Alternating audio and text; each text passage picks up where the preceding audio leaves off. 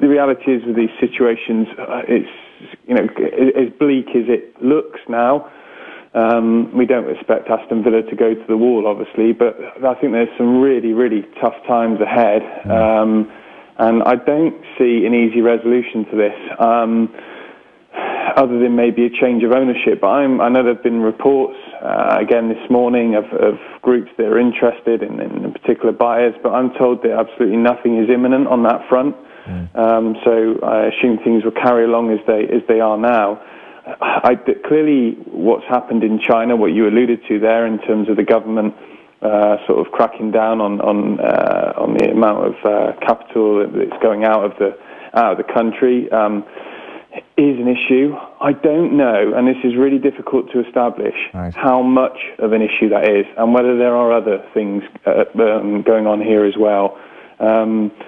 Because my understanding is that the payments that the owner had been making, certainly that were made regularly for the first 12 months of his time at Villa, they weren't made regularly last season. And I don't just mean that, it's been widely reported that the payment wasn't made in May and April as well, but I think there were other times when let's just say that the funds that had been transferred on a regular basis didn't appear for whatever reason.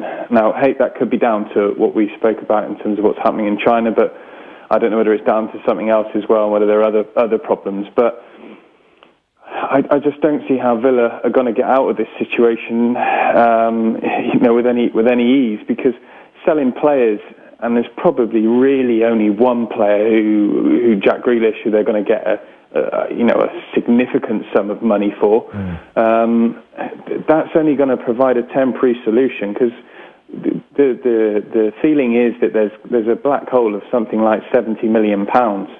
The parachute payments are suddenly coming down by £18 million a year, so they've got that void to fill on top of all the other issues at the club.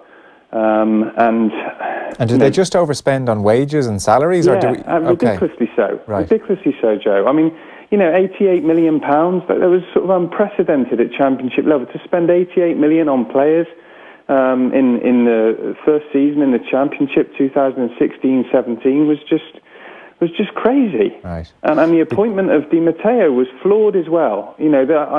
And there's a really naive appointment. Nothing against Di Matteo, but if people at Villa had spoken to people at West Brom about how things turned out there under Di Matteo, then I'm pretty sure they would have been, politely told to sort of, that maybe he wasn't the ideal choice for the job. So Di Matteo was sacked after something like 120 days, and then by that time, obviously, a fair bit of money had been spent. Bruce comes in, and they're trying to rebuild all over again. And he was chasing the dream. He was, absolutely going for it. It was a high-risk strategy, and it was sort of win promotion at all costs. And here we are 2 years down the line, and they had to do it in that Fulham game. That was the feeling around the club. You could tell that.